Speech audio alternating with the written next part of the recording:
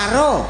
Ya umpamane 200, jenengan 100 aku 100 ngono. Aku gelem. Gelem apa? Duite diparo. Ning nek ati kudu dadi siji ya. Gayane kaya. Kowe kok arep ngepek Catini kayamu ya apa? Ning omah ming dianglo siji kok. Sapa lek ajeng ngepek? Lah kowe mau ati dadi siji ngono piye? Lho, lah nek ning piring ra dadi sate to, Mas? Piye? Kuwi ati apa e? Ati wedhus. Oh, tak kira Kudu nek atine tatin. Kok le golek memolo. Kok golek malah lho. Hah? Masa ya memolo. Amben weteng krengket kok arep. Gayuh sing ora. Ya malah dinggo gawe musik ta ya. Men ora sepi no lho. Gawe musik.